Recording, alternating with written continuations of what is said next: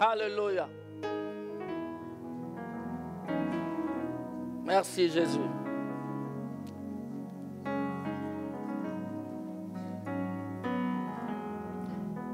Ce que je dis, frère,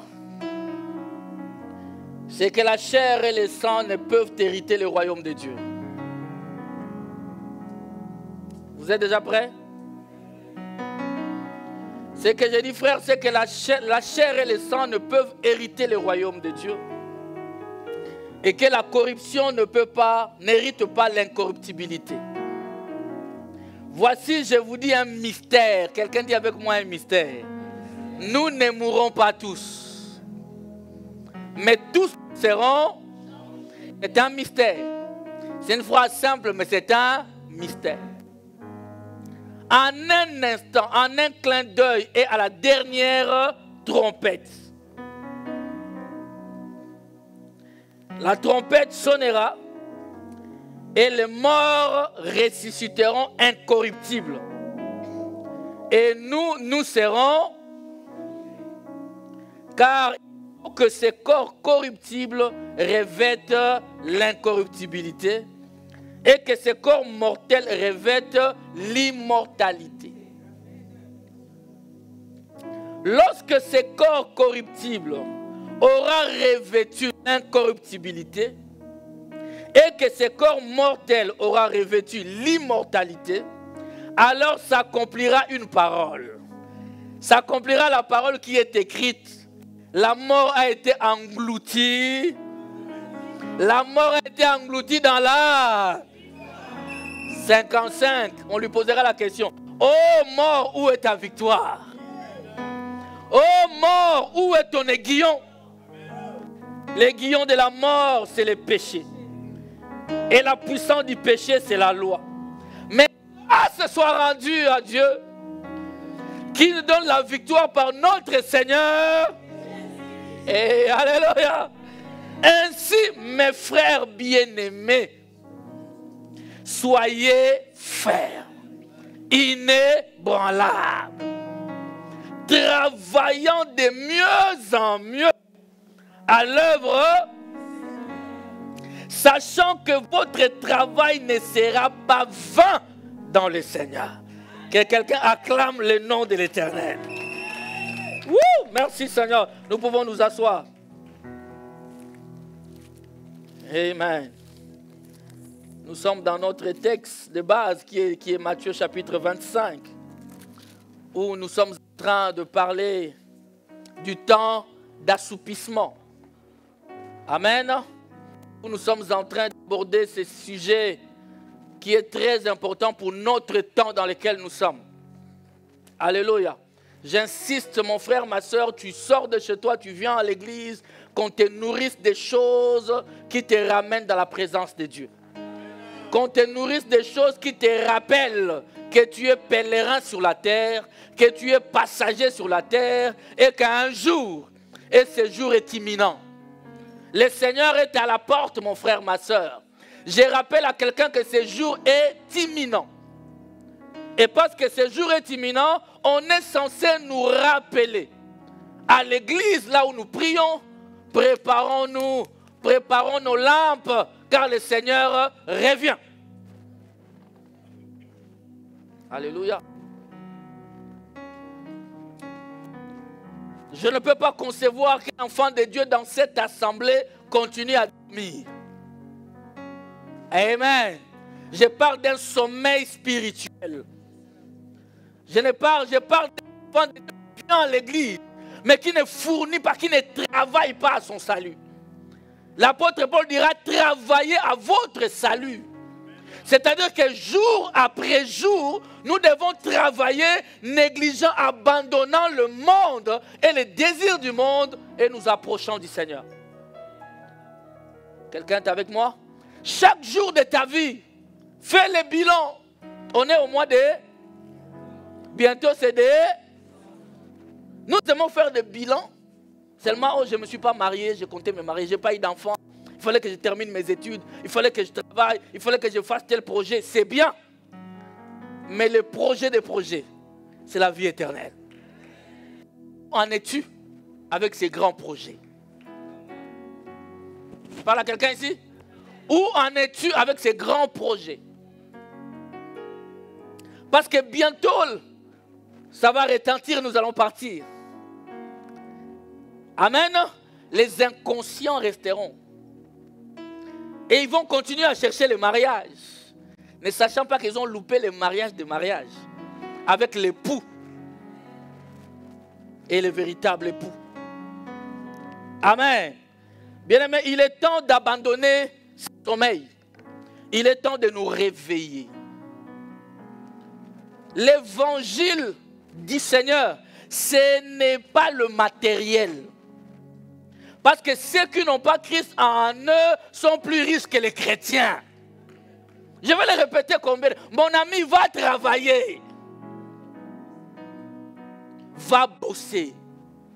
Tu veux te marier, prépare-toi au mariage. C'est-à-dire, lève-toi le matin, dresse un peu le lit. Pourquoi vous vous regardez? Surtout les sœurs se sont regardées.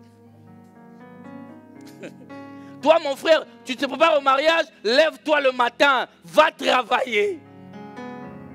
Va faire des formations, fais des projets, parce que tu veux te marier, tu vas supporter une personne. Et cette personne n'a pas l'obligation d'aller travailler. J'ai dit l'obligation. Elle vient t'aider, mais elle n'en a pas l'obligation de travailler.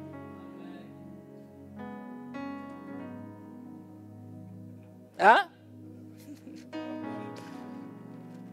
Alléluia. Alors on est en train de dire, ces jours-là, lorsqu'on a dit voici l'époux, 5 vierges dans Matthieu chapitre 25, ils avaient dans leur lampe de l'huile. C'est-à-dire que leur lampe pouvait éclairer leur chemin. Mais les autres n'avaient que des lampes, mais ils n'avaient pas d'huile. Et nous, vous avons fait comprendre que l'huile, c'est l'Esprit de Dieu. Amen. C'est ça le symbole même de la chose. Et que la lampe, c'est la lettre, c'est la parole morte. Parce que ce qui vient vivifier la parole, c'est la révélation qui vient du Saint-Esprit. Amen. Alléluia. Alors on est en train de parler de l'enlèvement. Parce que c'était l'image de l'enlèvement. Nous avons vu avec vous qui va être enlevé. C'est celui qui a de l'huile dans sa lampe. Donc c'est celui qui a l'Esprit de Dieu en lui. C'est celui qui a les sceaux de Dieu en lui. Qui sera enlevé? Et j'ai touché un point important qui assoupit l'Église aujourd'hui. C'est la recherche des dons spirituels au lieu de chercher le Saint-Esprit. Amen. Nous cherchons les dons du Saint-Esprit. Nous ne cherchons pas le Saint-Esprit. Je répéterai parce que tous les jours, j'ai des questions parce que c'est compliqué. C'est difficile à admettre. Mais le naturel reflète le spirituel. Amen. Tu peux manger la mangue. Tu n'as pas mangé l'arbre. Tu as mangé un don de cet arbre. Quelqu'un est là? Tu as mangé un don. La mangue, le fruit là, c'est un don que l'arbre te donne. Mais tu n'as pas l'arbre en toi. Alléluia. Tu me demandes quelque chose, ma serviette ici, je te donne ma serviette. N'est-ce pas? Mais est-ce que tu as eu le pasteur Mathieu? Tu as eu la serviette. Ce sont ces personnes qui n'ont que des serviettes, à qui le Seigneur dira, je ne vous ai jamais. Parce qu'ils diront au Seigneur, on a guéri les malades en ton nom. Les dons de guérison, c'est la serviette. On a chassé des démons en ton nom, c'est la serviette. On a parlé en langue, c'est la serviette. On a prophétisé, il dit, je ne vous ai jamais connu. Donc, il est possible d'avoir les dons sans les donateurs. Ce qu'un chrétien de ce temps doit chercher, c'est le donateur. Parce que quand tu as les donateurs, tu as les dons. C'est lui qui est le donateur à tout. L'enfant prodigue, son père lui a donné les dons. Il est parti. Il a fait des dégâts avec les dons. Beaucoup de chrétiens aujourd'hui demandent des dons. Le Seigneur leur donne des dons et ils font des dégâts avec les dons. Ah, frère, ils font des dégâts avec les dons. Les dons dans la poche. Ils couchent avec des femmes à gauche, à droite, avec les dons dans la poche. Je vais t'annoncer une nouvelle. Les dons ne changent personne. D'ailleurs, les dons, sans les véritables dons, c'est-à-dire qu'il y ait Dieu dans le cœur de l'homme, l'amour de Dieu va détruire, ça ne va pas construire. Quelqu'un qui a un don de prophétie sans amour, il a le don de discernement de pensée, sans avoir l'amour de Dieu dans le cœur. Et ce sont ces serviteurs qui nous entourent aujourd'hui. Chaque dimanche, il impose les mains aux gens. Parce qu'il croit que tomber, c'est ça la délivrance. Non, lui, il sait que tomber, ce n'est pas la délivrance. Mais c'est vous qui croyez que tomber, c'est la délivrance. Lui, il fait ça pour vous faire plaisir. Pour que vous puissiez l'acclamer. Amen. La Bible dit dans Matthieu 24 que ces gens-là ont déjà leur gloire. Qu'ils ne s'attendent plus à quelque chose d'autre. Alléluia. Mes amis, je vais te faire comprendre que celui qui sera enlevé, c'est celui qui a l'Esprit de Dieu en lui. C'est celui qui est circoncis du cœur. Amen. Cela ne veut pas dire qu'il ne pêche pas. Amen. Ça peut lui arriver de tomber, mais il se relève et il continue la marche. Donnez-moi un amen bien. Donc celui qui sera enlevé, c'est celui qui a sa lampe qui éclaire. On a vu avec vous quand est-ce que, je vais dans la deuxième question ici, quand est-ce que l'enlèvement aura lieu? Je vais donner certaines écritures parce que j'ai reçu des questions. Vous savez, nous prédicateurs, des fois tu dis une chose, tu crois que les gens sont au courant. Amen, hein? Alors que non. Quand est-ce que ça va se passer? Quand est-ce que l'enlèvement aura lieu? Dis à quelqu'un, quand est-ce que l'enlèvement aura lieu? Alors toi, à qui on a demandé quand est-ce que tu peux répondre? Écoutez mes amis, nous avons vu que cette question-là, les disciples dans Luc chapitre 17, on a vu que les disciples lui ont posé cette question. On posé la question au Seigneur, dites-nous quand ces choses vont. Et il leur dit, ce qui s'est passé au temps, ce sera de même l'avènement du Fils de l'homme. Ce qui s'est passé au temps de Sodome et Gomorrhe se passera de la même manière. Ça, c'est des choses que nous avons vues. Et vous savez qu'aujourd'hui, c'est des choses que même un païen, même celui qui ne connaît pas, il se dit, ce qui se passe dans ce monde aujourd'hui, c'est compliqué. Hein? Même de toi à moi. Tu regardes vraiment la prof de ton enfant à l'école, tu dis, mon enfant, qui l'enseigne? Toi-même, tu regardes, tu dis, bon, il est... Aujourd'hui, on les appelle des binaires, ils ont des noms compliqués. Amen. Et c'est cette personne-là qui est devant ton enfant depuis 8 heures jusqu'à 16 heures. Et toi, tu es à la maison. Tu es au travail. Ton fils revient, tu le reçois comme si de rien n'était. Mes amis, priez pour vos enfants. Si toi, tu as déjà échappé, prie pour tes enfants. Je vous ai dit une fois, on a dit à ma mère, repose-toi un peu, tu as beaucoup prié. Tes enfants sont mariés, ça va, ils ont leurs enfants. Il dit, mais j'ai des petits-enfants. Donc il a quitté la catégorie des enfants, les petits-enfants. On est sur terre, on est censé prier pour nos familles. Vous savez, des fois, nous ne réalisons pas qu'un matin, ta fille ou ton fils vient te dire, je vais me marier.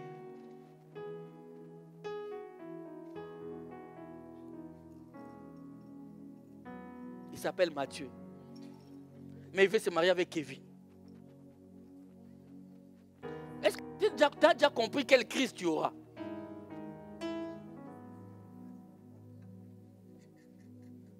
Amen. Alors, vaut mieux prévenir que guérir. Amen. Donc, même l'homme insensé sait que maintenant nous sommes à la fin. Donc, l'enlèvement aura lieu en ces temps de la fin. Temps dans lesquels nous sommes. Donnez-moi un amen. Les temps dans lesquels nous sommes, ça n'aura pas lieu avant ni après. Dieu a déjà prédestiné les choses. On a vu avec vous qui étaient les premiers à être enlevés. On a vu, n'est-ce pas? C'était qui? C'était Enoch. Enoch n'a pas vu la tribulation. Enoch est parti avant. Alors prenons Jude au verset 14. Je vais donner les Écritures. Jude verset 14. Jude le verset 14.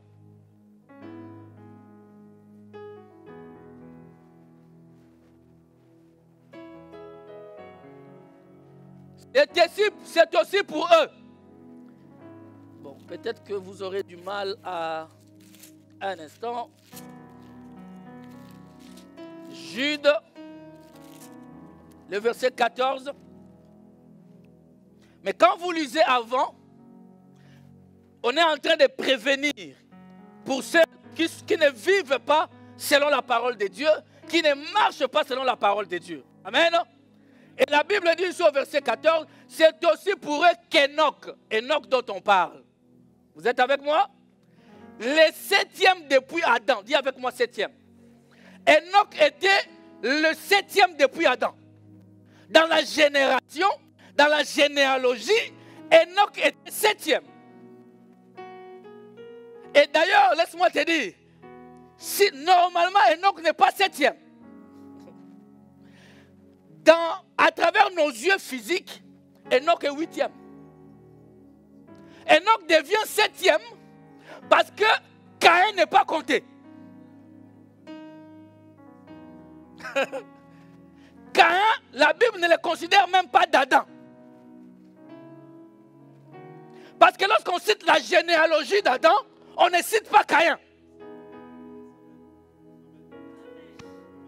Est-ce que quelqu'un a toi? Donc dans la généalogie d'Adam, on a sauté Caïn. Mais on cite Abel comme étant celui qui a été tué. Et on commence par 7. Et lorsqu'on descend, on arrive à la 7e génération. Dans la généalogie, on parle d'Enoch. Et Enoch, 7e, a été enlevé. Vous êtes avec moi? Est-ce que vous suivez? Suivez attentivement. Donc lorsqu'on parle d'Adam, après Adam, on est de mettre Caïn, parce que Caïn était encore en vie. C'est normal qu'Abel, on ne le compte pas parce qu'il est mort. Et il n'a pas laissé de descendance. Mais Caïn était en vie, mais on ne le compte pas. On parle Adam directement 7. J'aimerais te dire, tout ce qui n'est pas dans la volonté de Dieu n'est pas compté. Raison pour laquelle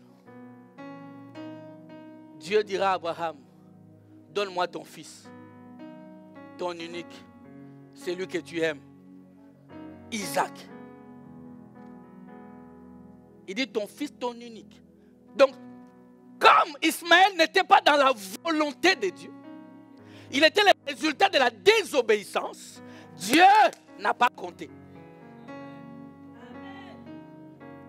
Est-ce que je parle à quelqu'un ici? Donc Dieu, lorsqu'il voit Abraham, il dit ton unique fils. Mais le même Dieu bénit aussi Ismaël. Si on avait le temps, mes amis. Le même Dieu a béni celui qui ne comptait pas. J'aimerais que tu comprennes la parole de Dieu. Adam, 7. Et lorsqu'on arrive à la 7e génération, il était 7e. L'enlèvement se passe au 7e jour. Je serai encore plus clair. Genèse chapitre 5. Ça, c'est juste pour que vous compreniez ce que je veux dire. Ce que j'ai dit plutôt sur Jude 14. Genèse chapitre 5, le verset 21. C'est vous-même qui me provoquez avec des questions. Hein? Et c'est bien pour que tout le monde comprenne, n'est-ce pas?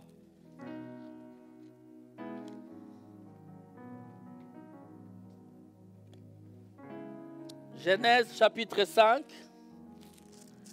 à partir du verset 21. Alléluia.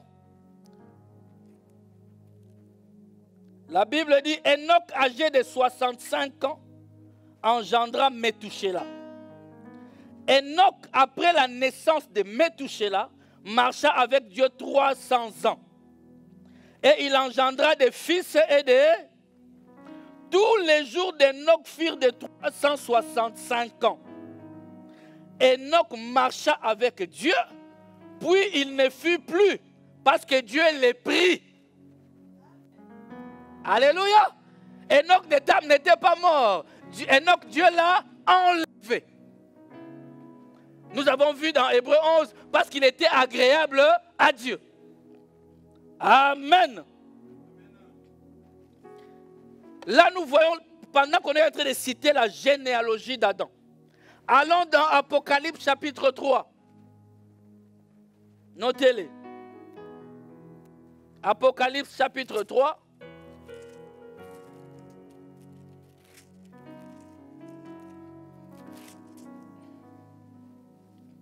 Ça, on parle des lettres écrites aux 7 églises, n'est-ce pas? Apocalypse chapitre 3, ce qui nous concerne ici, c'est le 7e âge de l'église. C'est-à-dire le verset 14. Et vous pouvez le lire dès le départ à la maison. La Bible dit écrit à l'an de l'église de Laodicée. C'est le 7e âge de l'église. On dit écrit à l'an de l'église de Laodicée, voici ce que dit l'Amen. C'est-à-dire que là, c'est la fin. Quelqu'un me donne un Amen bien? Il dit là, c'est la fin. Voici ce que dit l'Amen. Les témoins fidèles et véritables. Le commencement de la création de Dieu. Je connais tes œuvres. Je sais que tu n'es ni froid ni bouillant. Puisses-tu être froid ou bouillant? Ainsi, parce que tu es tiède et que tu n'es ni froid ni bouillant, je te vomirai de ma bouche. Parce que tu dis, je suis riche. Ah, je me suis enrichi et je n'ai besoin de... Et parce que tu ne sais pas que tu es malheureux, misérable, pauvre, aveugle et nu. C'est Dieu qui parle. Vous voyez les qualificatifs qui se suivent. Hein? Je te conseille d'acheter de moi de l'or éprouvé. C'est ce que les vierges folles sont allées acheter. Alors que l'époux était déjà là. Je te conseille d'acheter de moi de l'or éprouvé par le feu, afin que tu deviennes riche. Et des vêtements blancs, afin que tu sois vêtu et que la honte de ta nudité ne paraisse pas. Un collier pour oindre tes yeux, afin que tu vois. On peut s'arrêter là. Quand vous lisez la lettre aux 7 églises, ça c'est Jean sur l'île de Patmos. Dieu lui fait voir les choses qui vont venir dans les églises, dans les âges de l'église. Et maintenant, le 7e âge, qui est le dernier âge de l'église, c'est l'âge de l'église de Laodicée. C'est l'âge dans lequel nous vivons. Vous êtes là? Et il dit ceci. C'est une prophétie qui dit que dans cet âge ici, les hommes seront ni froids ni chauds. Amen. Nous avons cette catégorie de personnes dans nos églises. Il est à l'église le matin. Le soir, il est dans la boîte de nuit.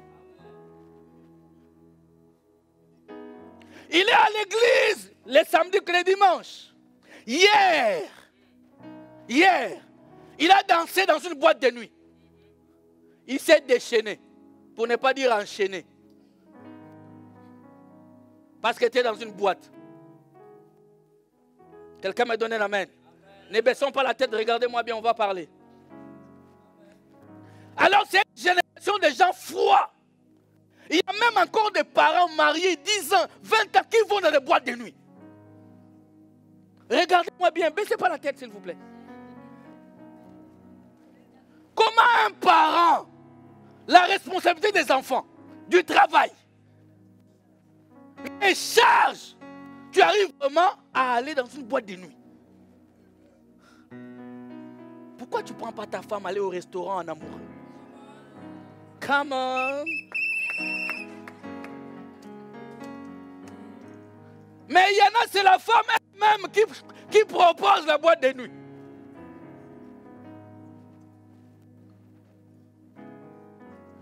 Et les dimanches, ils sont à l'église au protocole, à la chorale, à l'écodyme, à l'intercession.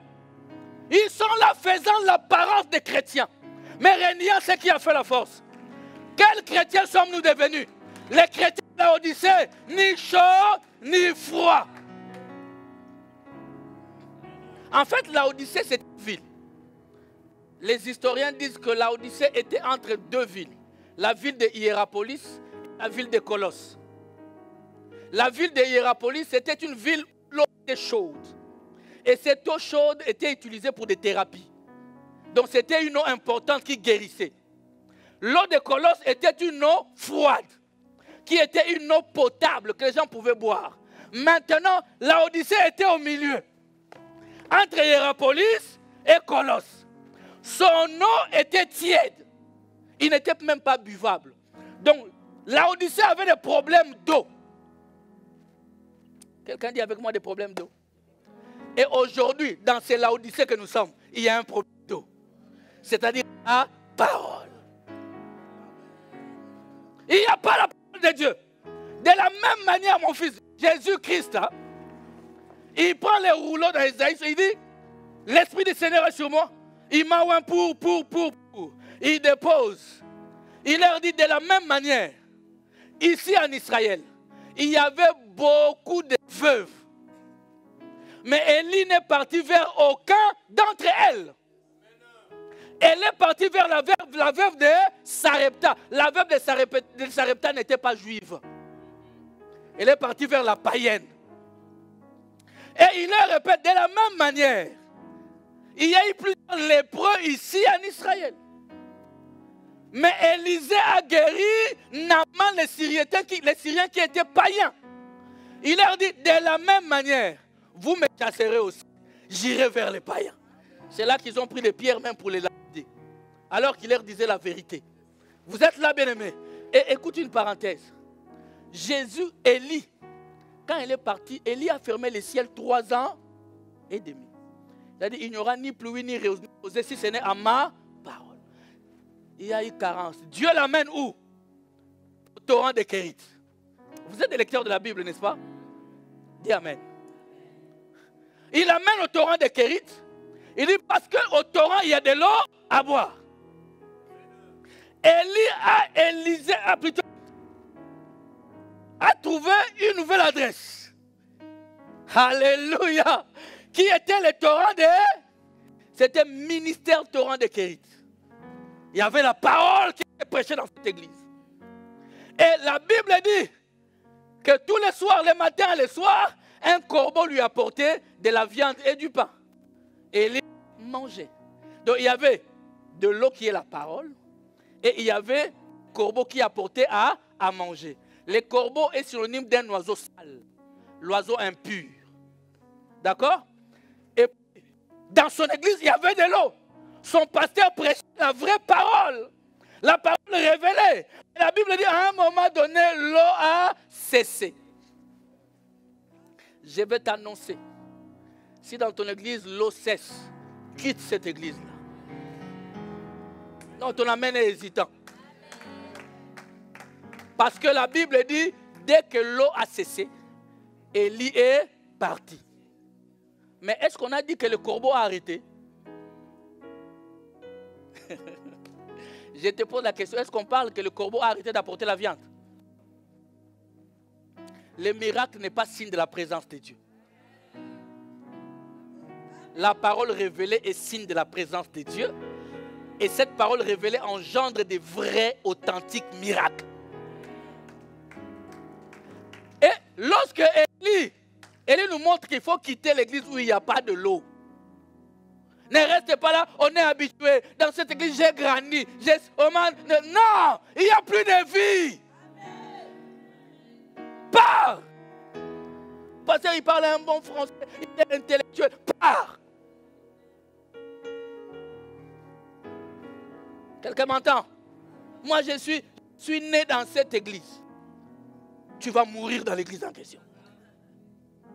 Je ne parle pas de la mort physique. On va t'enterrer dans l'église en question. Pars! Dès que tu commences à entendre que la parole n'y est plus, pour tes clics et tes claques. S'ils ne veulent pas des clics et des claques, tu les leur laisses.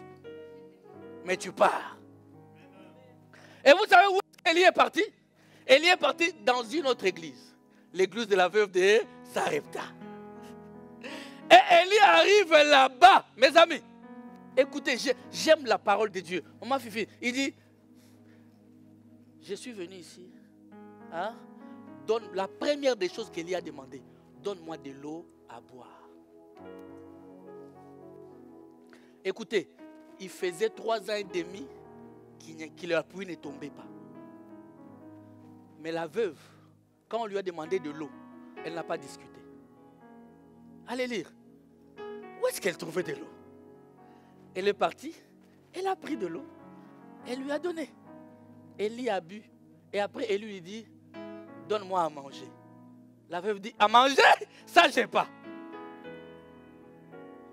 Alléluia. C'était une église où il y avait la parole, mais il n'y avait pas de miracle. Quelqu'un est avec moi? Mais laisse-moi te dire, une église où il y a la parole, tôt ou tard, tu vivras le miracle.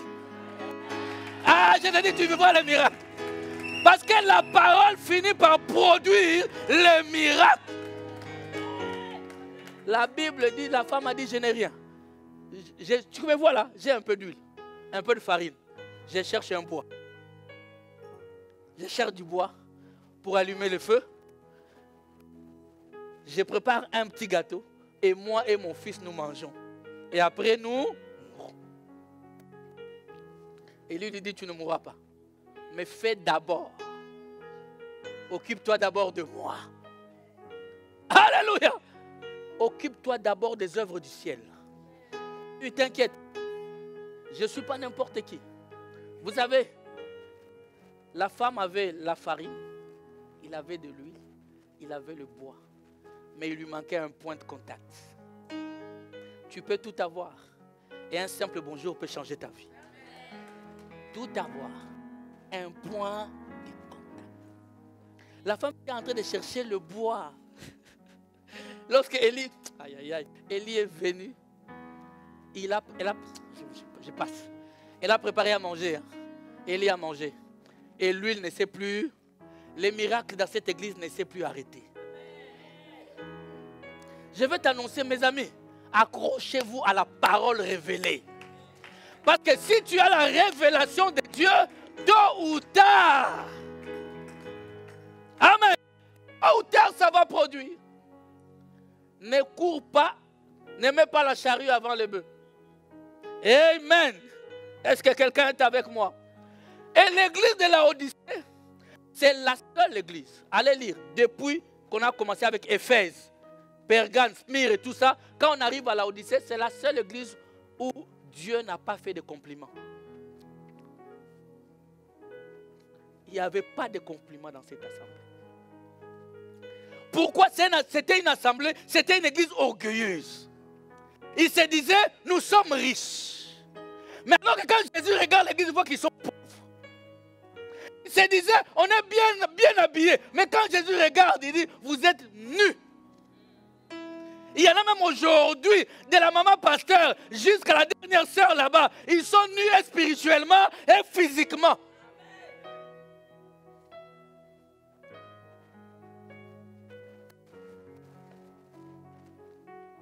Alléluia. Frère, le corps d'une femme est sacré. Même quand elle est païenne. Faites attention, mes amis.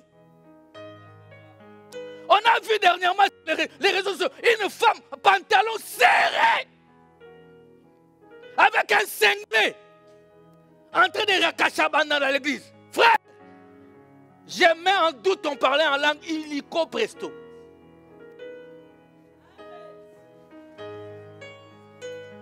C'est un parler en langue sans le Saint-Esprit. Parce que si tu as le Saint-Esprit, tu ne peux pas passer devant ici en cinglé comme ça, comme si tu es dans ta chambre. Ou tu es au temple du Seigneur.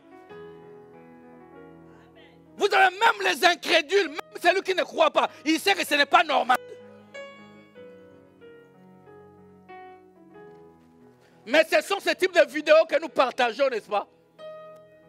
Je ne te vois jamais prendre une prédication comme ça, couper et partager. Parce que tu sais que tu n'auras pas de likes. Toi, tu partages pour avoir des likes. Avec tes likes, direction enfer.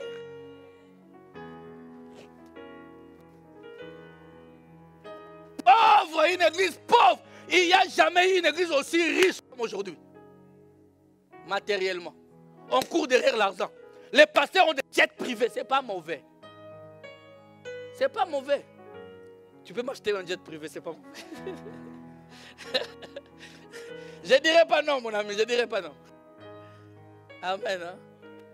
Mais Dieu dit, la première des choses, les royaumes. Cherchez premièrement et toutes ces choses vous seront données par-dessus. Les jets privés doivent être le par-dessus. Des villas. Amen. Des comptes en banque sont des par-dessus. Les habits et toutes ces choses. Alléluia. Voilà l'église, les topos de l'église que nous sommes aujourd'hui. L'église d'aujourd'hui, on juge un pasteur par rapport aux membres qu'il a à l'église. On a construit des expressions du genre méga church. Il y a des méga church. Amen. Ça veut dire qu'il y a aussi des micro church. Alléluia. Frère, mes amis, Jésus revient bientôt. J'insiste. Jésus revient. Et l'église de Laodicée est morte. Dieu leur dit, changez votre attitude. Mais, écoutez ce qui est bien. C'est dans cette église de Laodicée que l'épouse va sortir. Vous êtes là? Frère, nous sommes dans Laodicée, mais nous ne nous comportons pas comme Laodicée. Qu'est-ce qui se passe? Moïse est venu sortir le peuple d'Israël de l'Égypte. Amen. C'est-à-dire que c'est l'église. L'église, c'est ceux qui sont sortis du monde. Mais de là, l'épouse aussi sortira. Afin que le reste passe par les jugements. Amen. Et toi et moi, si nous nous consacrons à lui, nous ne passerons pas par les jugements. L'enfant de Dieu me donne un amen. Alléluia. Nous sommes appelés à échapper à cela.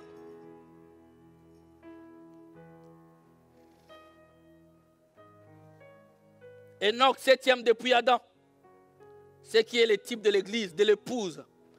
Amen. Parce que Caïn n'était pas de Dieu. Caïn n'était réellement pas d'Adam selon Dieu. Alléluia. Vous êtes avec moi. Nous avons vu dans 1 Corinthiens 15 que je vous ai lu ici. Amen. 1 Corinthiens 15 complète 1 Thessaloniciens chapitre 4, le verset 13 qu'on avait lu. Je regarde l'heure. Qu'on avait lu le dimanche passé. Amen. Ça se complète. Parce que qu'est-ce que nous dit 1 Thessaloniciens chapitre 4, le verset 13? On peut nous le mettre. Moi, je garde devant moi 1 Corinthiens 15, 50.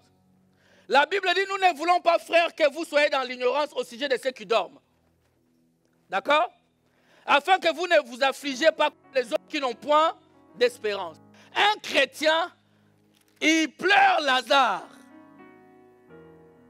Mais pas sans espérance. Hey. Jésus, devant le tombeau de Lazare, la Bible dit, Jésus pleura. Mais en lui, il y avait la voix de l'archange.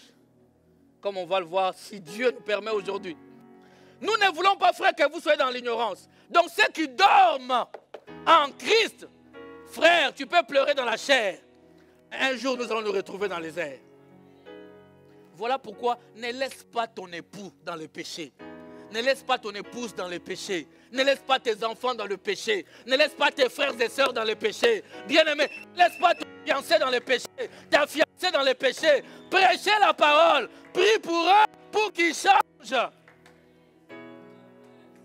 Si tu les aimes, prie pour eux. Ne sois pas cette épouse insensée qui va dire, ah si, il n'a qu'à mourir, il n'a qu'à mourir. Amen. Un chrétien sans compassion est un meurtrier. Le verset 14. Car si nous croyons que Jésus est mort, quelqu'un croit que Jésus était mort et qu'il est ressuscité, vous le croyez? Quelqu'un donne un amen, bien, vous le croyez? Je vais entendre l'amen de quelqu'un qui n'a pas encore dit amen. Croyons aussi que Dieu, si nous croyons que Jésus est mort et ressuscité, nous pouvons aussi croire que Dieu ramènera par Jésus et avec lui ceux qui sont morts. Qu'est-ce que je veux dire? Bien aimé, Dieu n'est pas un enseignant seulement comme ça. Ce n'est pas un beau parleur. Il dit la théorie, il passe à la pratique. Amen. Alléluia. Il dit, vous ressuscitez. Voilà, moi-même, je suis la preuve. J'étais mort, je suis revenu à la vie. Amen. 15. Voici en effet ce que nous vous déclarons d'après la parole du Seigneur. Nous les vivants. Je parle aux vivants. Je parle aux vrais vivants qui ont Jésus en eux. Les chrétiens ressuscités. Alléluia. Nous les vivants restés pour l'avènement du Seigneur, nous ne dévancerons pas ceux qui sont morts. Tu peux laisser cette écriture-là. Nous ne dévancerons pas ceux qui sont morts.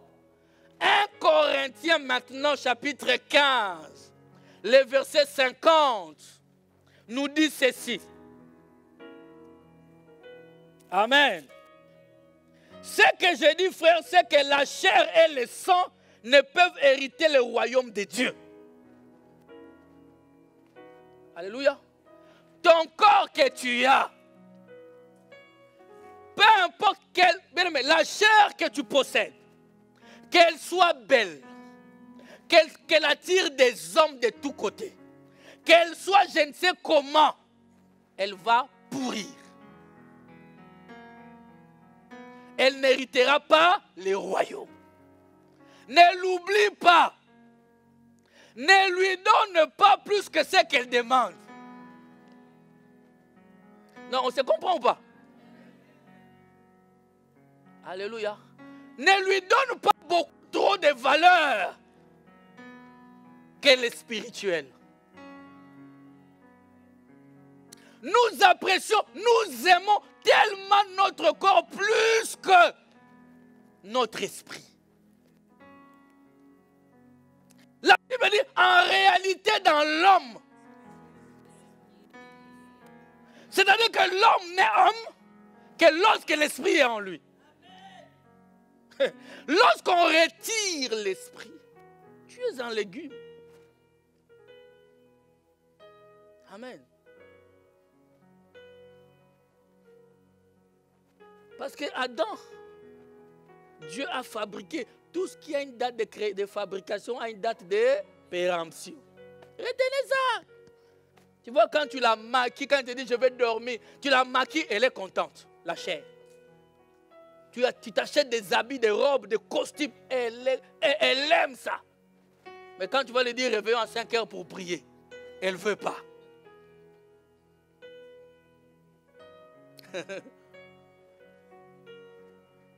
Elle ne t'est pas soumise. La chair doit se soumettre à son maître. Et son maître, c'est toi. Tu es le maître de la chair. Il a été créé comme un instrument de travail. C'est un outil de travail. Voilà pourquoi il s'abîme. Parce qu'on l'utilise. On porte des lunettes là, on a beaucoup lu. Amen. La barbe qui était noire commence à devenir blanche. Ah. Elle commence à me dire, hey. Amen. Toi-même, quand tu es chez toi à la maison, tu te regardes, tu dis, ah, tu prends ta photo de 15 ans et ta photo de 40 ans. Tu dis, hey, je voyage. Oh. N'est-ce pas? La vérité. Tu sais, nous, ça fait longtemps qu'on prend une photo dans cette église. Des fois, il y a des rappels sur Facebook, tu regardes. Seulement 5 ans, seulement 5 ans. Tu dis, hey! C'est alors que tu comprends que tu as pris un coup de vieux. Tu as pris un coup de vieux.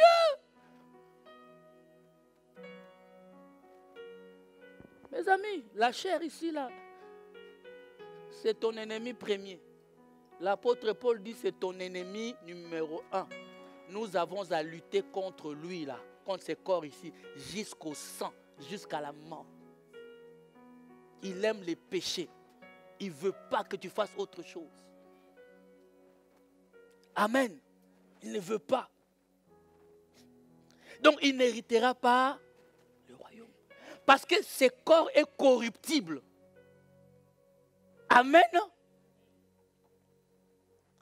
La corruption n'hérite pas l'incorruptibilité. Ça ne peut pas être éternel, ce corps. Il n'y a que ce qui est éternel qui peut l'être. Je ne sais pas si tu comprends ça. On dit que la corruption, sache que tout ce qui peut pourrir, tout ce qui a une date de fabrication, aura une date de péremption. Donc il ne peut pas être incorruptible. Il ne peut pas hériter l'éternité.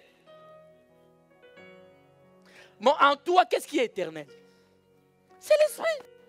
Parce que c'est l'esprit qui a été créé à l'image, à la ressemblance de Dieu. Alléluia. Voici, je vous dis un mystère. Dis avec moi un mystère. Je vous dis un mystère. Nous ne mourrons pas tous. Ici, nous rejoignons 1 Thessaloniciens 4. Nous ne mourrons pas parce qu'il y en a qui sont vivants, qui attendent l'avènement du Seigneur. Vous êtes là? Nous ne mourrons pas tous, mais tous nous serons changés. Ah! Tous nous serons comment? En un instant, en un clin d'œil, à la dernière trompette, la trompette sonnera et les morts ressusciteront incorruptibles. Et nous serons, nous là qu'on dit, nous les vivants. Donc, il y a deux catégories de chrétiens. Il y a ceux qui sont morts physiquement dans le Seigneur. Et ceux qui sont vivants, mais ressuscités dans le Seigneur. Alléluia. Et tous les deux, nous allons hériter le royaume. Vous êtes avec moi? Donc, il y a des vivants sur la terre et avec leur chair aussi. Et il y en a dont la chair est sous terre, mais qui sont morts en Christ. Nous serons tous changés. C'est-à-dire, nous serons tous, la trompette sonnera et les morts ressusciteront incorruptibles. Les morts, ceux qui sont morts en Christ, écoutez mes amis, quand ils vont sortir du tombeau, ils ne sortiront pas avec un corps qu'ils avaient enterré. Ça sera un nouveau corps. Vous êtes là? Ça sera un nouveau. De la même manière, nous qui sommes en vie, nous aurons ce corps ici. Mais nous devons rejoindre le corps de la résurrection. Est-ce que c'est clair ou pas, mes amis? Je veux que quelqu'un comprenne. Nous allons rejoindre le corps de la résurrection. Voilà pourquoi ce corps doit changer. Vous êtes là? 53, car il faut que ce corps corruptible revête, amen, l'incorruptibilité. Et que ce corps mortel revête l'immortalité. Lorsque ce corps corruptible aura revêtu l'incorruptibilité, et que ce corps mortel aura revêtu l'immortalité, alors s'accomplira. Je vais te dire quelque chose. Ceux qui sont morts vont ressusciter avec un corps que toi qui es vivant, tu n'as pas encore. Qu'est-ce que j'ai dit? Tu n'as pas encore. Tu l'as, mais c'est voilé. Oh my day. En fait, écoutez maintenant, je vais terminer par la parole de Dieu. L'homme doit manger la parole pour devenir la parole. Ce corps incorruptible, c'est un corps parole de Dieu. C'est-à-dire quoi? Tout chrétien, je veux que tu retiennes, tel que tu vois le pasteur Matthieu ici, ce corps de mortel, c'est un emballage qui couvre un corps immortel. Oh. Est-ce que quelqu'un me comprend? Ce corps de mortel que tu vois couvre un corps qui est immortel. Ce corps corruptible couvre un corps qui est incorruptible. Alléluia. Bien-aimé, et ce corps incorruptible se nourrit de la parole de Dieu. Ce corps incorruptible aime l'adoration. Il aime la louange. Il n'aime pas le commérage. Il n'aime pas les mensonges. Il n'aime pas la débauche.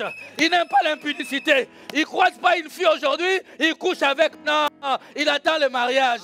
Voilà le corps incorruptible. C'est un corps qui n'aime pas le péché. Ça, c'est le corps incorruptible. C'est-à-dire que lorsque tu as ce corps en toi, c'est lui qui te dirige. Lorsque ce corps mortel te dit va à droite, ce corps incorruptible te dit moi je veux que tu ailles à droite, gauche. C'est lui qui te guide. Raison pour laquelle l'apôtre Paul dira ce n'est plus moi qui vis, c'est Christ qui vit.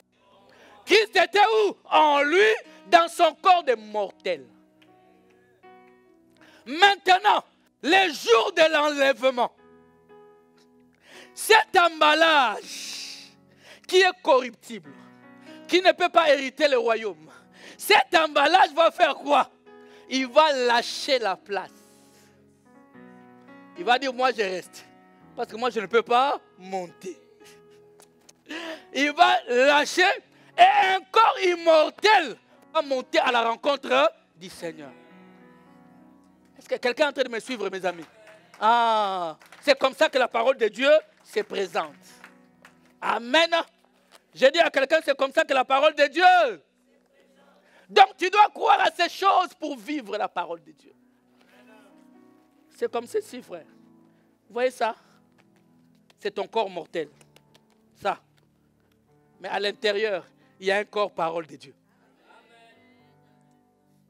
Il y a un corps.